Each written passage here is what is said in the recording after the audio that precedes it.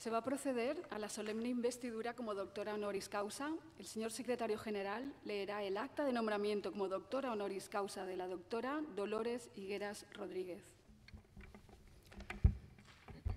El Consejo de Gobierno de la Universitat Politécnica de Valencia, en la sesión del día 24 de julio de 2025, presidida por el señor rector, a propuesta del Instituto Universitario de Investigación de Restauración del Patrimonio y con la adhesión de la Facultad de Bellas Artes, el Departamento de Conservación y Restauración de Bienes Culturales, la Fundación Jiménez Lorente, el Museo Arqueológico Nacional, la Casa Mediterráneo, el Museo de Burriana, el Museo de América, el Museo de Prehistoria de Valencia de la Diputación de Valencia, la Sociedad Geográfica Española, adoptó por unanimidad el acuerdo de nombrar doctora honoris causa por la Universitat Politécnica de Valencia a la señora Dolores Higueras Rodríguez, de lo que con el visto bueno del rector doy fe en Valencia 12 de septiembre de 2025.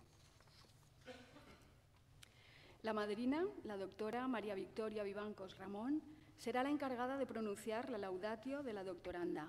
Tiene la palabra.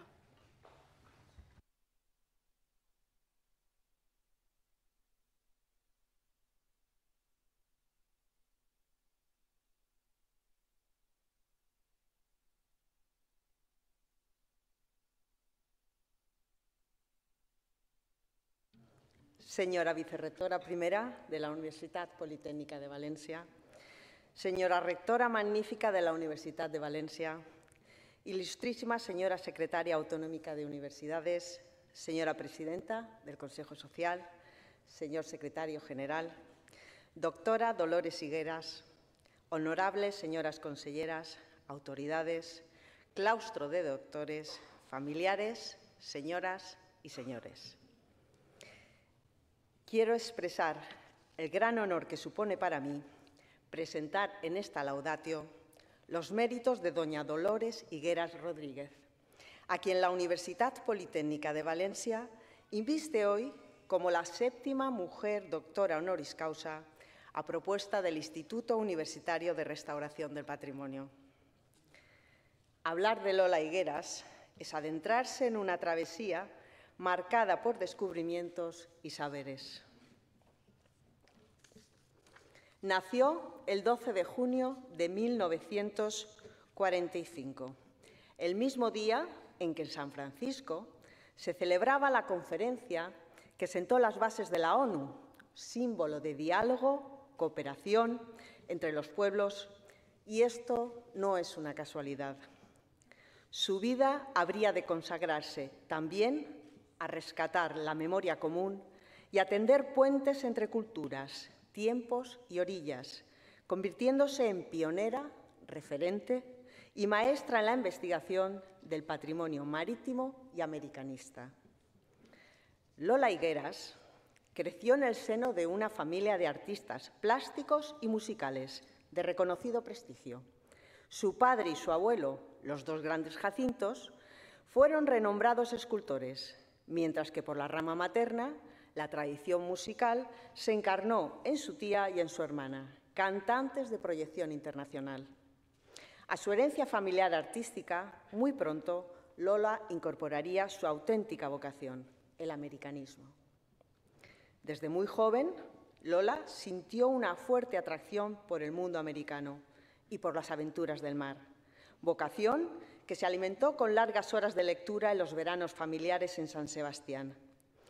Allí, como solía recordar, aprendió a nadar antes que a hablar.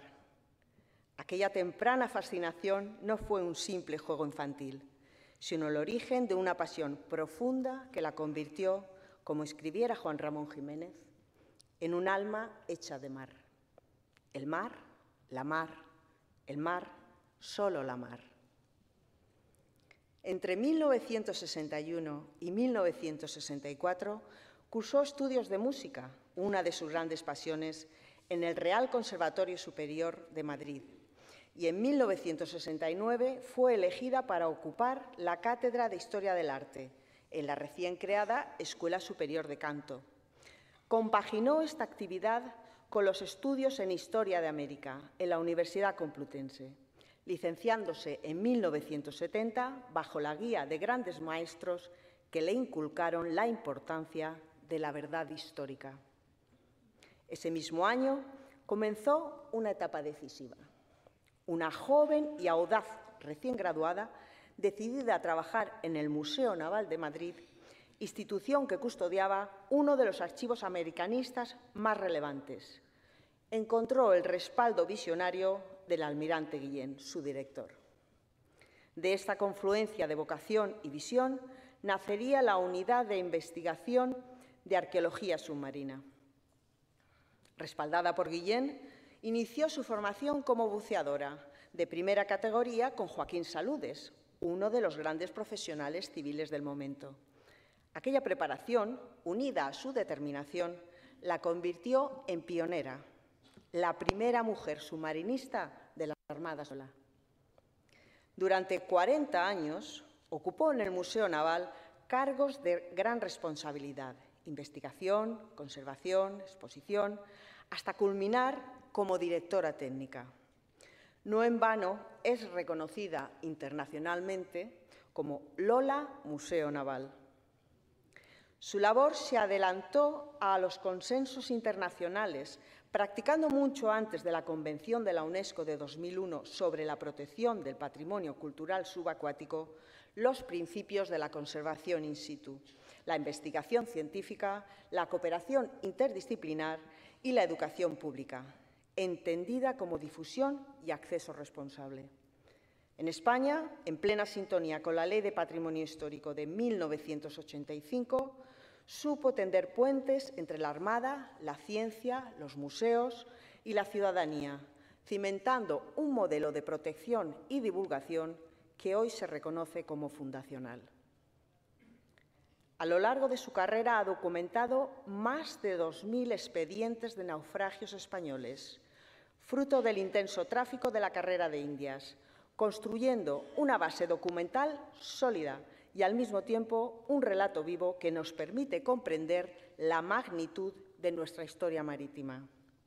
Con ello, Lola Higueras ha reivindicado siempre el valor de nuestro legado universal, situándolo por encima de los relatos dominantes que otras potencias, como Inglaterra o Francia, quisieron imponer. Su trabajo nos recuerda que España navegó todos los mares y dejó su huella en todos los océanos, aportando un patrimonio cultural cuya riqueza y magnitud no tienen parangón. Las publicaciones y la labor editorial de Lola Higueras son otro de los pilares de su trayectoria. Más de 200 publicaciones académicas y de divulgación, marcadas por el empeño en investigar y difundir la historia marítima española, en especial la Marina Ilustrada y los viajes científicos a América y el Pacífico en el siglo XVIII. Ha colaborado con revistas como Ventos, Drasana, la Revista de Historia Naval o el Boletín de la Sociedad Geográfica Española. Entre sus proyectos más emblemáticos destacan la coordinación científica y editorial de la edición crítica de las fuentes de la expedición Malaspina y la dirección de la colección Ciencia y Mar de Lundberg, considerada el mayor esfuerzo editorial para la difusión de la cultura marítima española. A ello se suma la edición de obras de gran trascendencia, como Cuba Ilustrada o Marinos Cartógrafos Españoles, y más recientemente la dirección científica de la Vuelta al Mundo de Magallanes y Elcano, La aventura imposible. Su último libro, Despertar del olvido, rescata con rigor el papel decisivo de las mujeres españolas en las Indias. Guerreras y conquistadoras, encomenderas y emprendedoras, virreinas, gobernadoras y adelantadas, maestras y monjas, exploradoras, navegantes y fundadoras de ciudades, protagonistas de la epopeya marítima y americanista, y devuelve su contribución, tantas veces eclipsada, al lugar que nunca debió perder en la memoria colectiva.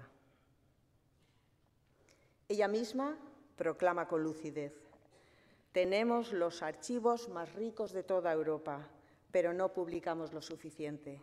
La divulgación es importante. Si no publicamos, no estamos. Y fiel a este principio, además de publicar, ha intervenido en decenas de exposiciones, simposios, congresos y mesas redondas en España, Europa, América y Asia. Además de su labor investigadora, Lola Higueras ha impulsado la gobernanza del patrimonio marítimo, desde patronatos y comisiones clave. Ha formado parte de la Junta de Museos Militares, de la Comisión Técnica de Archivos y Museos Militares, del Real Patronato del Museo Naval, de la Sociedad Geográfica Española, de la Fundación Álvar González, de la Cátedra Internacional Elcano, del Instituto Histórico de Marina, de la Junta Nacional de Arqueología Submarina y de la Comisión Interministerial de Tecnología Oceanográfica. Su compromiso ha trascendido también las fronteras nacionales en The Society for Nautical Research o The Nautical Archaeology Society. Su trabajo ha contribuido también a luchar contra el expolio del patrimonio subacuático. Con rigor documental y compromiso ético, defendió que los restos de los naufragios no son botín, sino testigo de la historia común de los pueblos. El caso de la fragata Nuestra Señora de las Mercedes, expoliada y recuperada por el Estado español en el siglo XXI, muestra hasta qué punto resultó decisivo el conocimiento acumulado por pioneras como ella. La enseñanza ha sido otra dimensión fundamental de su vida. Enseñó en universidades y centros educativos, nacionales e internacionales, así como durante décadas en el Museo Naval a jóvenes becarios del CSIC. Formó investigadores en las técnicas de arqueología submarina y, al mismo tiempo, los sensibilizó y educó en la importancia de cuidar y proteger el patrimonio sumergido. Por su labor, muchas han sido las distinciones recibidas.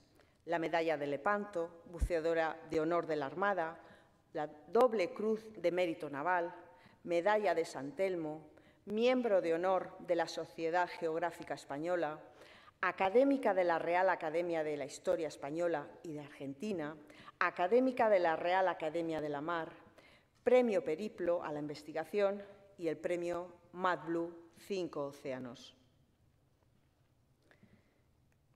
En la Odisea, Homero nos habla de las sirenas, Parcénope, Leucosia y Ligia, guardianas de un saber profundo y enigmático.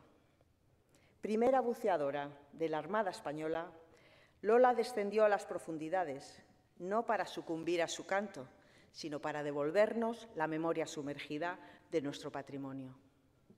Ha buceado en océanos de sal y en océanos de papel, explorando grandes archivos y hallando en ellos tesoros que hoy nos devuelven la herencia compartida de Europa y América. Heredera de una estirpe de escultores para quienes la piedra y el bronce cobraban forma en manos humanas, tomó el mar como su materia y supo esculpir en él su destino. No talló estatuas ni relieves, sino una vida profesional que se alza hoy como monumento, el de una mujer que abrió caminos y convirtió la investigación marítima en un legado vivo para la historia. Lola Higueras ha sido siempre una enamorada de su trabajo, una mujer que se reconoce afortunada por haber dedicado su vida a la historia marítima, al buceo, a la enseñanza y a viajar en busca de lo diverso. No estudio por saber más, sino por ignorar menos, escribió Sor Juana Inés de la Cruz, erudita del barroco hispanoamericano.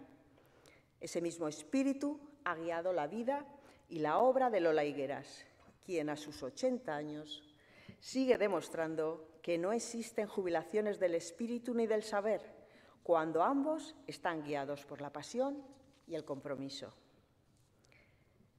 Quienes han trabajado junto a ella saben que, más allá de su rigor y de la monumentalidad de su legado, es una persona de trato cercano y afable, inteligente y generosa, cuya sonrisa ilumina e irradia entusiasmo e ilusión. Esa cualidad humana, unida a su pasión por el conocimiento, ha inspirado a colegas, alumnos y alumnas, amigos y amigas, dentro y fuera de nuestras fronteras. Y hoy, gracias a ello, celebramos un reconocimiento que es tan justo como merecido. Así pues, tenidos en cuenta y expuestos todos estos hechos, dignísimas autoridades y claustrales, solicito con toda consideración y encarecidamente ruego que se otorgue y confiera a la doctora Dolores Higueras Rodríguez el supremo grado de doctora honoris causa por la Universitat Politécnica de Valencia. Muchas gracias.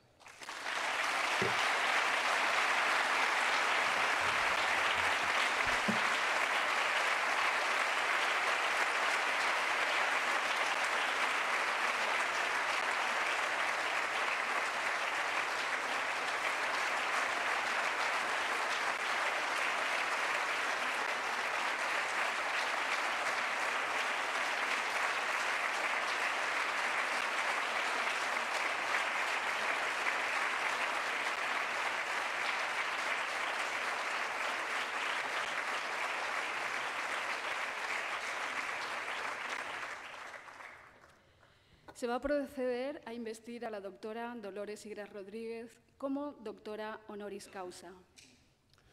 Todos en pie, por favor.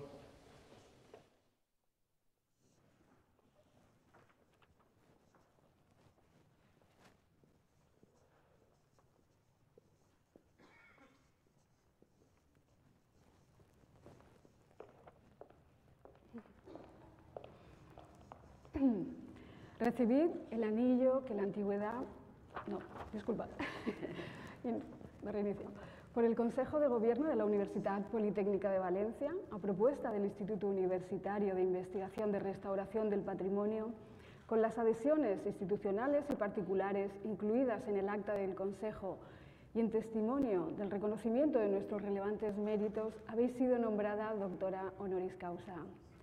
En virtud de la autoridad que me está conferida, os entrego dicho título y os impongo como símbolo el birrete laureado distintivo del Alto Magisterio Español.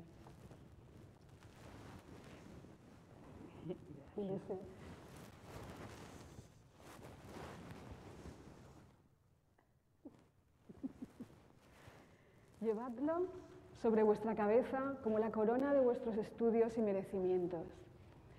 Recibid también el anillo que la antigüedad entregaba en esta venerada ceremonia como emblema del privilegio de firmar y sellar los dictámenes, consultas y censuras de vuestra ciencia y profesión.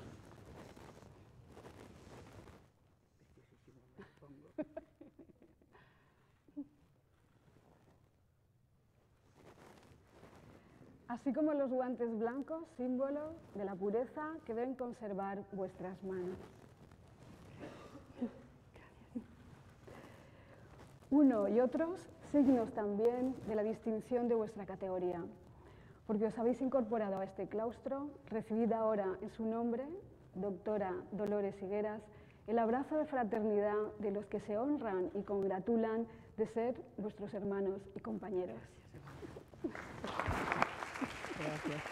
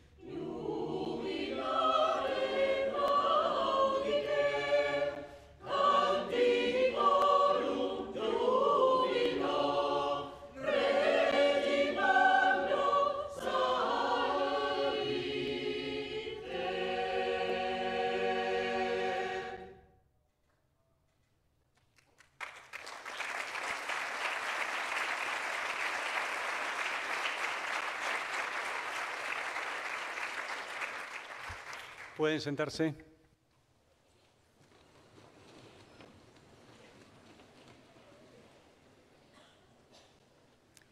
Tiene la palabra la doctora Dolores Higueras Rodríguez.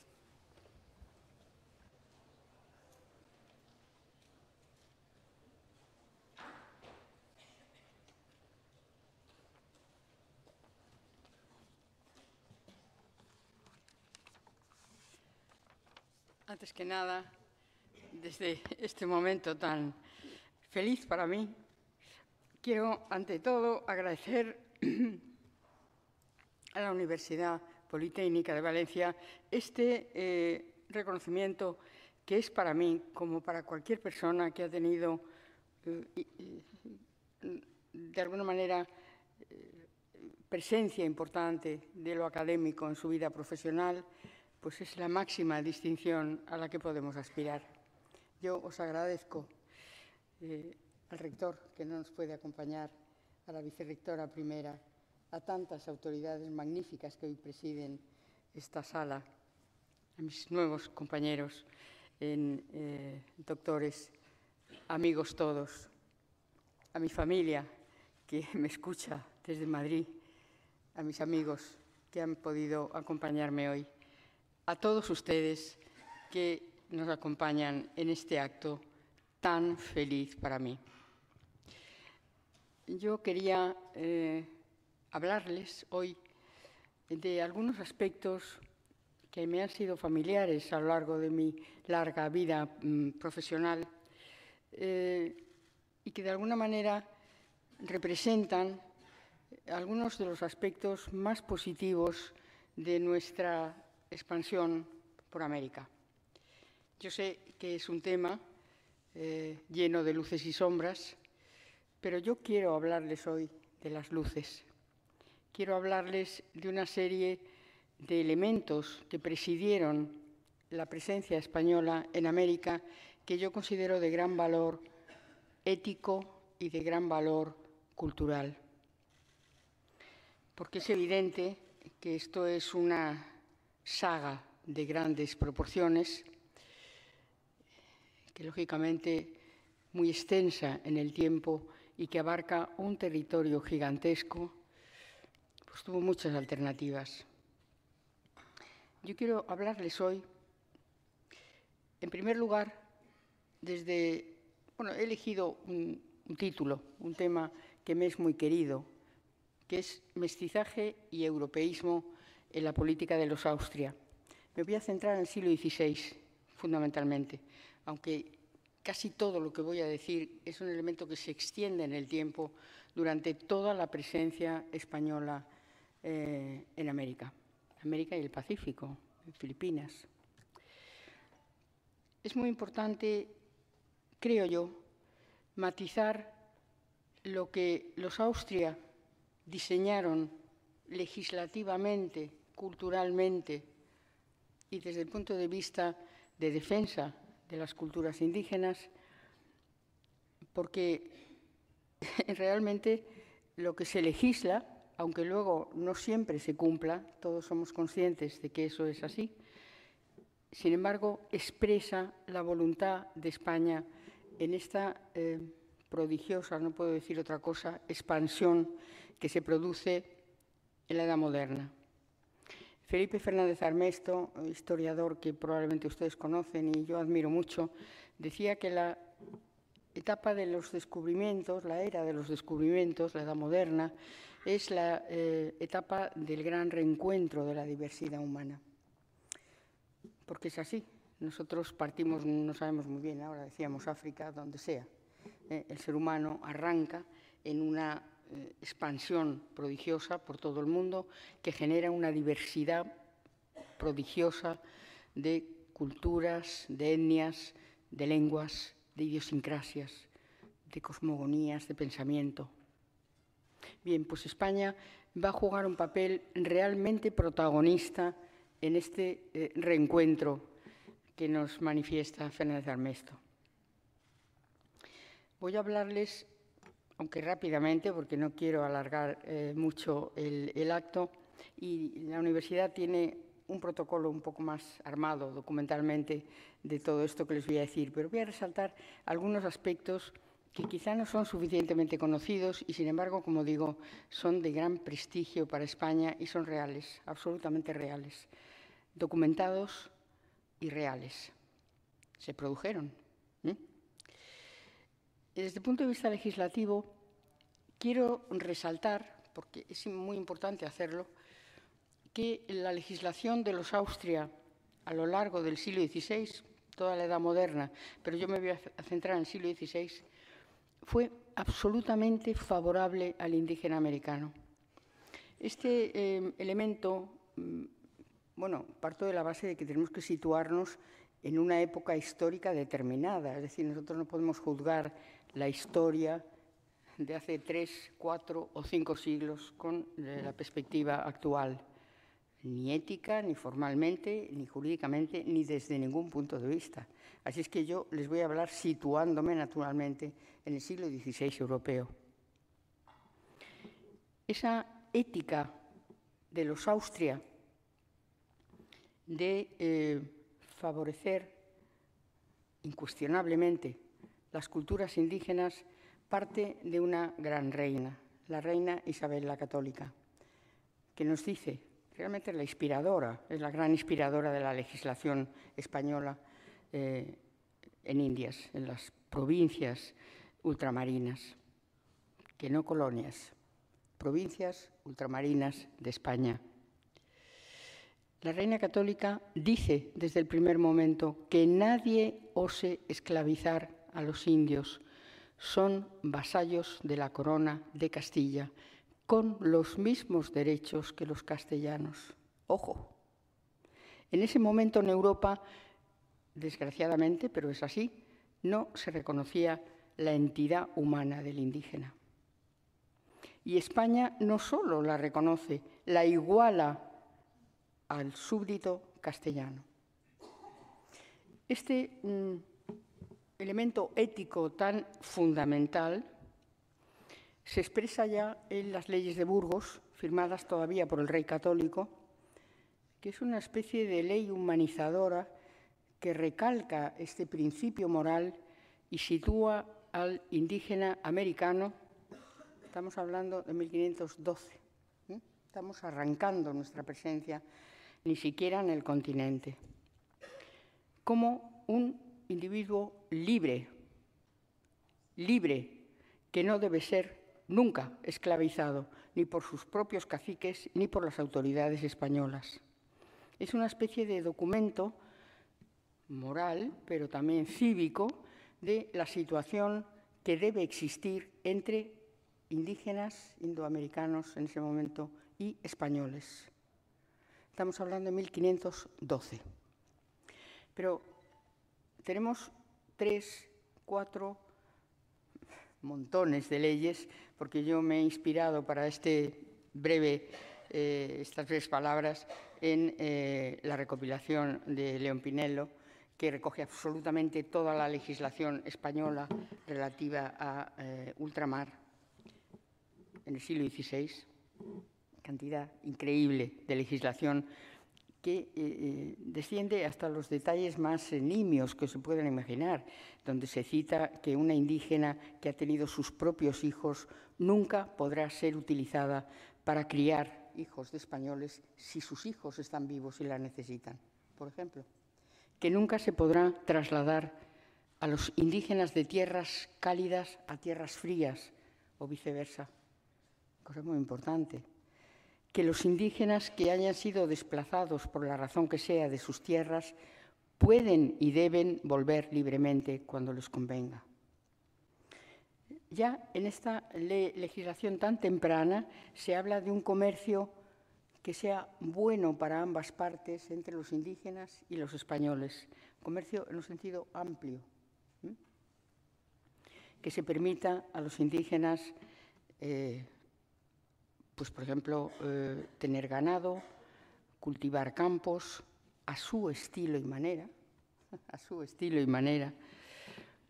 que lo más importante de todo es siempre cuando Carlos V promulga las leyes nuevas, que se llaman, en el año 42, 1542, ahí sí que verdaderamente se hace un énfasis definitivo, porque ya se han producido efectivamente algunos abusos por parte de los encomenderos sobre los indios que tienen encomendados, y Carlos V promulga una ley que dice: nunca el indio podrá ser utilizado para provecho ajeno, para provecho de otro.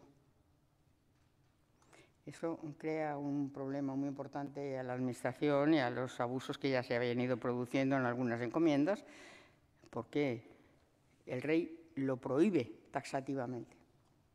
Se crean algunos alborotos, porque los indios efectivamente estaban siendo utilizados para labrar tierras, etc. Bueno, es tajante. Las leyes del 42 son verdaderamente modélicas. Es un estatuto civil del estado de libertad y de dignidad del indígena americano. Estamos hablando de 1542. Un poquito más adelante, yo he tomado como ejemplo otra ley que a mí me encanta y que me parece que os voy a leer. Es que no tengo las gafas, pero creo que lo podré leer, que promulga Felipe II. Una ley sobre descubrimientos y poblamientos nuevos. Y es realmente... ¡Ay, Mariby! Muchísimas gracias. Bueno, perdonad. Las emociones. Me dejé mis gafas. Bien. Os lo voy a leer porque yo creo que merece mucho la pena. En las nuevas ordenanzas, los descubrimientos y poblaciones de Felipe II, se dice textualmente respecto a los indios: procuraréis de considerarlos en perpetua amistad con nos, atraer con buenas obras a los caciques e indios que en las distintas tierras e islas que habéis descubierto habitaren.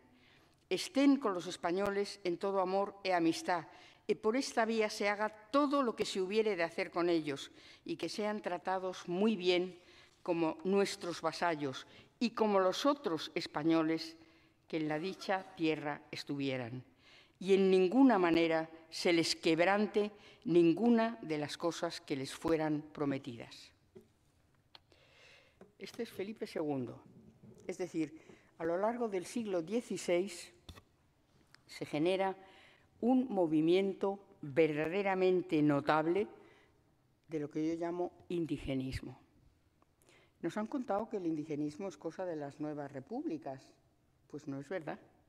El indigenismo, el amor y la defensa de la cultura y las lenguas indígenas, nace con la presencia española desde la época más temprana, con la legislación y con lo que a continuación les voy a comentar. Es evidente que la legislación, esta y toda la que se va promulgando a lo largo del siglo, es absolutamente pro-indígena. Pro-indígena humanamente, culturalmente y, cosa importantísima que no sé cuántos de este país, de España, conocen, de sus lenguas. Cuando España llega al continente, muy pronto, en los primeros años del siglo XVI, en América se están hablando, dicen los lingüistas, en torno a 200 lenguas de unas 150 familias lingüísticas diferentes. Son una multitud de lenguas y dialectos que ni siquiera entre ellos se entienden. No hay comunicación entre la mayor parte de las tribus indígenas que pueblan el amplísimo territorio americano. Fíjense, en apenas 80, 90 años, España va a desarrollar una política que luego veremos administrativa, de calado, una potente política de población, de infraestructuras, de creación de ciudades, pueblos, villas. Pero nunca obligó al indígena a abandonar sus lenguas madres. Fíjense que esto es uno de los problemas más importantes que España va a tener para extender su administración, porque no se puede entender. Un poquito más adelante les voy a contar qué pocos españoles están en América haciendo todo esto que yo les comento y lo que voy a continuación a comentarles. Es una población masivamente indígena, que entre ellos no se entienden, que no quieren ser aculturados y que nunca la corona española los va a obligar ni a aculturarse ni a abandonar sus lenguas madres. A pesar de que, como digo, es un impedimento formidable para la extensión de la administración española. El Consejo de Indias constantemente está dando llamadas al rey. Si no se obliga a los indios a aprender castellano, por lo menos a los jefes, a los caciques, a las personas con las que tenemos que entendernos, va a ser imposible. Y muy tardíamente, Felipe II, cuando está casi terminando su reinado, que es ya verdaderamente, en fin, impelido a tomar una decisión con respecto a las lenguas indígenas, señor, es necesario obligar a los indios a aprender castellano. No podemos avanzar, no podemos extender la administración. Y dice el rey, no me parece oportuno obligar a los indios a abandonar sus lenguas madres. Más bien, pongamos maestros de castellano para los que voluntariamente quieran aprenderlo, puedan. Y recalca el rey, sigue vigente la ley de que solamente podrán hacer labor de evangelización aquellos, digamos, órdenes que dominen las lenguas indígenas. Porque no solamente no se obliga a los indígenas a abandonar sus lenguas, es que el rey, tanto Carlos V como Felipe II, por ley obliga a la Iglesia a evangelizar en las lenguas indígenas. Y eso me lleva al segundo tema fundamental que hoy les quiero nada más dejar apuntado. Van a ser los frailes, especialmente los franciscanos, los grandes expertos de las lenguas indígenas. Se van a convertir en auténticos expertos de las lenguas indígenas, que son todas ellas ágrafas y que evidentemente corren un peligro cierto de desaparecer. Bien, pues a lo largo del siglo XVI, solamente en la Nueva España, la Iglesia, en colaboración siempre con el Estado, van a publicar 54 gramáticas de lenguas indígenas solo en Nueva España y por lo menos 109 obras, 110 obras que tratan de las lenguas, de su fonética, sus vocabularios, su transcripción. Es una obra verdaderamente gigantesca. Su transcripción, como lenguas ágrafas que son, la transcripción fonética al latín. Es una obra gigantesca, realmente gigantesca desde el punto de vista filológico. España ha tenido en esto realmente una tradición muy importante porque, digamos, este interés por la lengua indígena se vuelve a manifestar en el otro gran momento del poder naval español, que es la Ilustración. Ahí expediciones como la de Malespina y tantas otras marítimo-científicas se van a convertir, igual que los frailes del XVI, en etnólogos, filólogos, especialistas en cualquier tema que pueda acercar la realidad, en este caso ilustrada, a la Europa del momento. Pues el siglo XVI es igual, exactamente igual.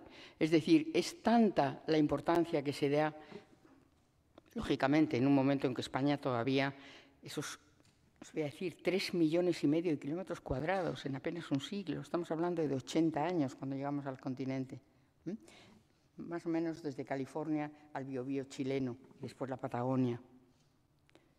Bueno, pues ese gigantesco territorio, gigantesco, un territorio además desconocido y hostil, un territorio desmesurado, porque América es desmesurado para los europeos.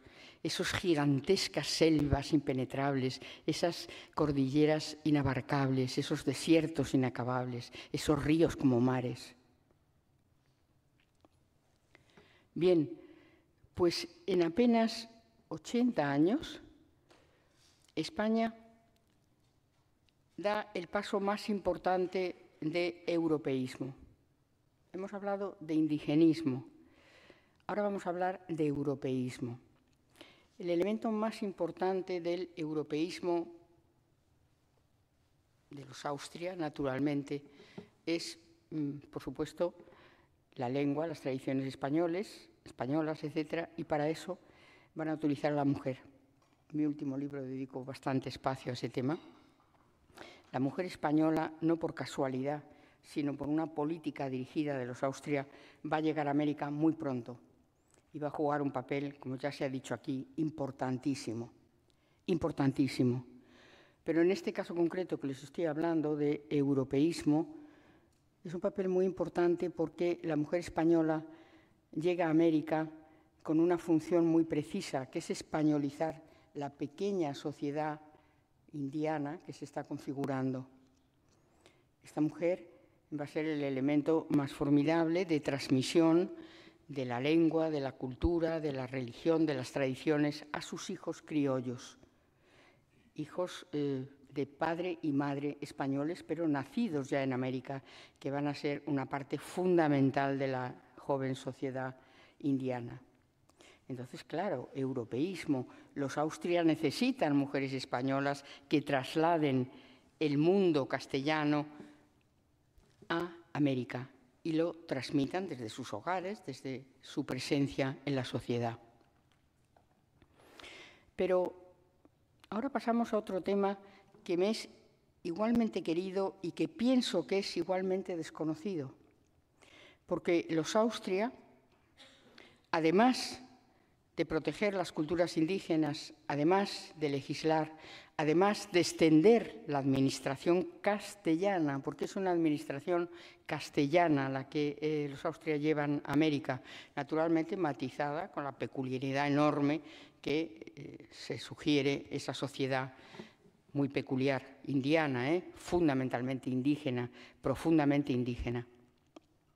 Bien, pues hay otro elemento que quizá, desde mi punto de vista, es lo que da más prestigio y más singularidad a la expansión española con respecto a otras expansiones que se van a producir europeas posteriormente, siglo y medio después, es el deseo de los Austria de trasladar al mundo indiano, a las nuevas provincias de ultramar, la cultura no solo castellana, la cultura renacentista que ya está en España. Y es una cosa verdaderamente extraordinaria que hoy, desgraciadamente, no puedo desarrollarles a ustedes. Algo más desarrollado está en el protocolo, en el documento que entregué a la universidad. Pero brevemente les voy a decir. Por una parte, la cultura es tan prioritaria para los Austria que cientos de escuelas proliferan por ese gigantesco territorio a lo largo del siglo XVI, desde California, como digo, al Biobío chileno, incluso la Patagonia. Tomen nota de esto porque va a tener una trascendencia fundamental en lo que voy a decir a continuación. Son uno, digamos, de los elementos más queridos de los Austria, más impulsados, con más fuerza, con más económicamente también, es, puesto que los indios mayoritariamente no quieren ser aculturados y la corona no los quiere forzar, la corona piensa un elemento importante para incorporar el mestizaje a la sociedad que estamos creando, la sociedad, pequeña sociedad europea, es enseñar a los niños, los hijos de los grandes caciques, los niños y niñas indígenas y mestizas, porque fijaros, en un primer momento, en la política de los Austria, política indigenista de los Austria, está los matrimonios mixtos, otra cosa insólita completamente para la Europa del momento. Y eso genera un número muy importante, me imagino que también desde el punto de vista de violaciones muy numerosas, pero también matrimonios reglados, muchos matrimonios reglados entre figuras importantes, conquistadores importantes del momento y generalmente figuras femeninas, hijas de caciques importantes o lo que sea. Y constituyen auténticas familias que dan lugar a una sociedad mestiza muy importante en la primera sociedad indiana, a la que sus padres dejan en herencia sus propias encomiendas, sus méritos, sus honores. Es una sociedad importante, una primera, vamos a hablar así, nobleza de méritos, que sin embargo va a ser muy pronto desplazada cuando empiezan a llegar las mujeres españolas a casar con hombres españoles por los criollos. Es verdad, esta sociedad de mestizos reconocidos por la corona va a ser desplazada de muchos de sus méritos por los criollos. Pero tengo que decir que en esta legislación que he recorrido, la corona nunca abandona a los mestizos desplazados socialmente de sus privilegios, nunca los abandona. Crea colegios especiales para estos niños mestizos, los apoya, acoge en instituciones especiales a los que están empobrecidos o marginados. Estarán desplazados de muchos de sus privilegios, pero no abandonados por la corona. Bien, este tema cultural, por eso tiene tanta importancia la política educativa de niños y niñas indígenas y mestizos. Porque la corona razona así: si no podemos atraernos a los padres, vamos a ver si podemos incorporar a los hijos. Y en estos colegios gratuitos, cientos de colegios que se extienden por todo el territorio, miles de niños y niñas indígenas y mestizos efectivamente estudian, os voy a decir, castellano, música, oficios, cuentas, las niñas, administración del hogar y oficios, sobre todo textiles. Muchas de ellas fueron independientes gracias a los que se les enseñó en estos colegios gratuitos patrocinados por la corona. Las niñas enseñadas por maestras españolas que vienen de España. Quiero hablar de Catalina Bustamante porque es un personaje específicamente importante, que llega a tener 10 colegios en la Nueva España y más de 4.000 niñas, que además, al final, muchísimas, son dotadas por la corona para que puedan acceder al matrimonio con criollos bien situados o algún personaje bien situado. Es decir, son niñas que hablan ya castellano, que, sin embargo, fijaros qué cosa más interesante, en el programa educativo de las niñas está enseñarles a leer su idioma, que era ágrafo, como recordáis, pero que los monjes han conseguido trasladar fonéticamente, y se enseña a las niñas para que conserven su lengua materna, a leer en su lengua materna. Bueno, a mí me parece una cosa muy importante y muy valiosa de la política de los Austria. Pero hay mucho más. En esta política, importantísima política, que ya veremos la trascendencia que tiene, porque son cientos de colegios por todo ese gigantesco territorio donde están aprendiendo los niños españoles, indígenas y mestizos lo mismo, el mismo mensaje, leyendo los mismos libros, estudiando la misma ética. Ya veremos la trascendencia que eso va a tener. Estamos hablando siempre del 16, no me muevo del 16. Estamos hablando de 80, 90 años de la presencia española. Bien, tenemos que resaltar que en esa política fundamental de los Austria por llevar al mundo indiano la cultura, pero la cultura no solamente castellana, sino, como acabo de decir, la renacentista europea, la temprana introducción de la imprenta. En el año 53 ya hay imprenta en México y en Lima, muy poco después. Y otra vez el mestizaje, porque los primeros libros que se imprimen en México serán, la mayoría, algunos en náhuatl, la lengua madre de Nueva España, indígena, vocabularios indígenas, cartillas para estudiar mestizaje siempre presente, esa unión entre lo europeo y lo indígena que va a marcar de una manera definitiva la actual Hispanoamérica, la antigua Hispanoamérica y la actual Hispanoamérica. Y las bellas artes, esto en honor de Mami sobre todo. Es muy importante y creo que muy desconocido que junto a este desarrollo fundamental de la cultura en el mundo indiano,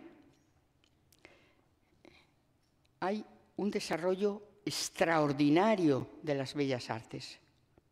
Fijaros que si las niñas eran educadas por maestras españolas, los chicos van a ser educados, los chicos indígenas, van a ser educados por los frailes, por las órdenes, en colegios superiores especiales que van a preparar para la universidad. Van a enseñar a estos indígenas, por ejemplo, en San Miguel de Tlatelolco, el gran colegio donde será el primer rector Fray Bernardino de Sahagún, nada menos, a esta gente, a estos muchachos, 60 muchachos, ahí estudia el Inca Garcilaso, gloria de las letras hispanas, se les prepara para el acceso a la universidad, porque la universidad que va a entrar en América muy tempranamente, hasta 23 universidades en todo el gigantesco territorio, entre el siglo XVI y XVII, más de las que había naturalmente en España. 23 universidades, con el modelo europeo, con el modelo de Salamanca y Alcalá de Henares, donde se estudiaba bachiller y maestro, los dos tipos, y donde había las 4 mismas facultades que había en Europa, de artes, de teología, medicina, en fin, un mundo verdaderamente sorprendente, porque a estas universidades extraordinarias, de gran prestigio, extendidas por el gigantesco territorio, tienen acceso todos españoles, indígenas y aún mestizos que han adquirido la formación necesaria para acceder. Y estos muchachos de los colegios superiores están aprendiendo, igual que las niñas, les comentaba antes, el montón de cosas que aprenden, ellos están aprendiendo, y va a tener una trascendencia importante lo que les digo de las artes plásticas, además de castellano y teología, latín, por supuesto, que es la lengua utilizada en las universidades, también ética, teología. Es una formación extraordinaria. Bien, pues estos muchachos indígenas formados en estos colegios, muchos, los franciscanos tienen una presencia muy particular, pero los hay también de jesuitas, de agustinos. Hay una presencia importante de órdenes religiosas en América que juegan un papel fundamental tanto en el salvamento de las lenguas indígenas como en la enseñanza de los muchachos indígenas. En el proyecto de los Austria es muy importante esta colaboración absoluta entre la Iglesia y el Estado. Entonces, ya para terminar, porque me estoy alargando más de lo que había pensado, quiero hacerles presente que las artes plásticas que hoy conocemos en América, cualquiera que haya visitado América, ese maravilloso arte mestizo nuevamente, porque es una cantidad enorme de arquitectos, escultores, pintores, artífices de cualquier profesión que vienen masivamente a Indias, porque claro, Indias está cobrando un desarrollo económico importantísimo, empiezan a aparecer grandes ciudades con casas muy importantes, con catedrales, con iglesias, con casas de nobles y grandes comerciantes que demandan arte.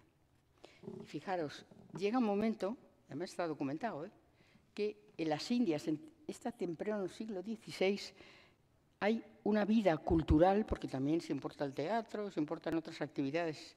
El libro va a ser un elemento clave del comercio indiano.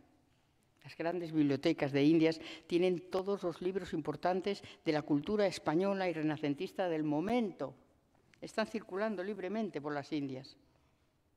Entonces, es importante valorar el esfuerzo y la política dirigida, que económicamente es además muy importante, porque estamos hablando de una inversión del Estado multimillonaria para lograr esa extensión, esa presencia de la cultura en las Indias, ese desarrollo, ese potentísimo desarrollo fundacional de ciudades, villas, pueblos, la organización administrativa.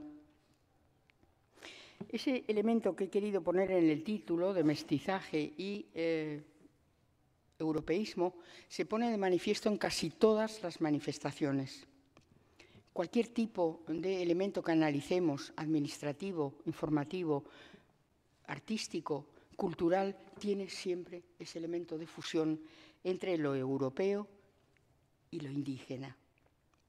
Lo indígena aculturado voluntariamente, vuelvo a insistir, es una política, un empeño de los Austria que nunca fuerza al que no lo quiere. Es decir, hay cantidad de tribus.